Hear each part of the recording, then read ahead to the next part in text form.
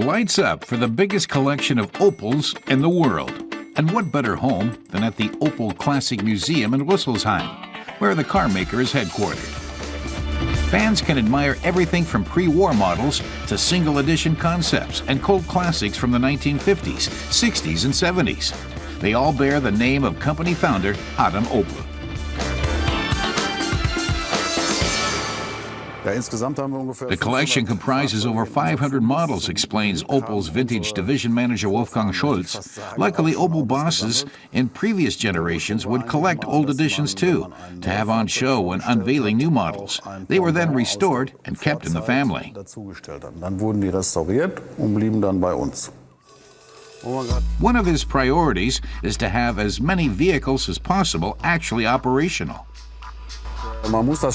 You have to know exactly which car has which quirks. A bit of pressure from behind on the tank so that the fuel progresses forward and the car's up and running.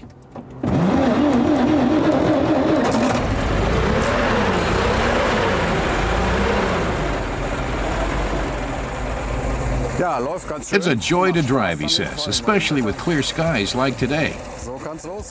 And we're off.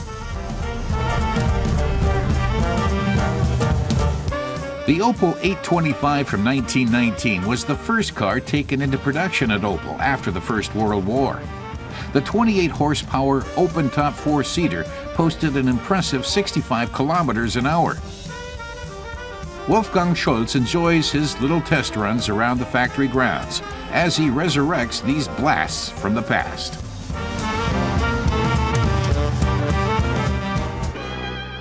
Adam Opel was originally a sewing machine maker and died before his company actually produced its first car. Under the management of his sons, the Opel brand became Germany's leading automaker. In 1929, the family sold the firm to General Motors, who showed little interest in preserving the brand's heritage. That changed, however, with the foundation of the Opel Classic division in 1996. The heritage we're preserving here is of huge importance for the current brand. We're supporting the brand from below. By displaying our cars here to 50,000 visitors a year, we're showing 50,000 people that we have a tradition. One of the more spectacular exhibits is the Opel Rack 2. The record-breaking rocket-propelled racing car clocked up 238 kilometers per hour with Fritz von Opel at the wheel. Rocket Fritz, as he was known, laid down another milestone in Opel and automotive history. The original car is no longer with us, but the version in the museum is an authentic reproduction.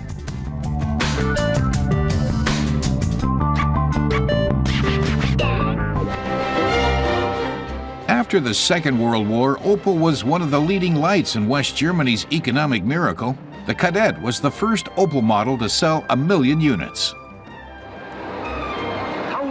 This advert from back in the day explains why the Cadet became the VW Bug's biggest rival.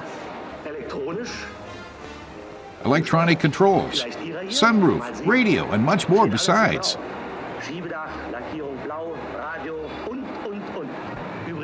Plus, it came in countless variations and combinations. This one's mine, he proclaims. Oh, one thing's still missing.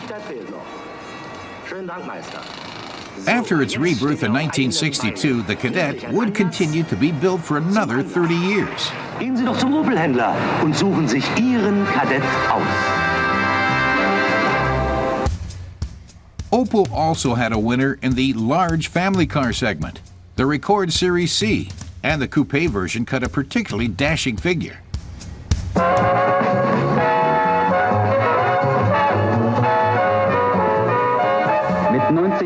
This ad boasts of its 90 horsepower, its dynamism, and agility.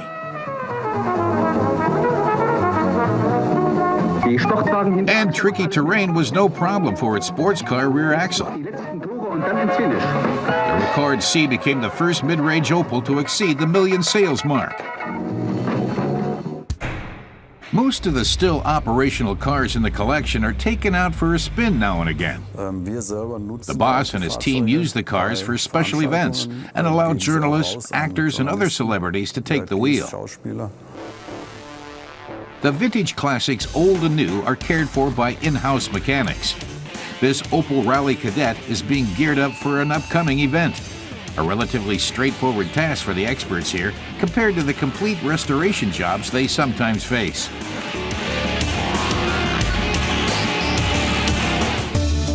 The collection also includes a range of real rarities.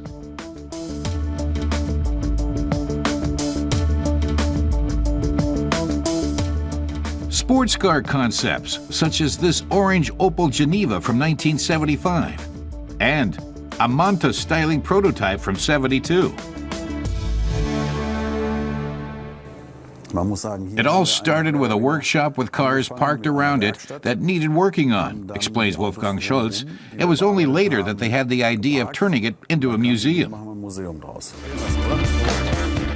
The public can visit the museum as part of the official factory tour.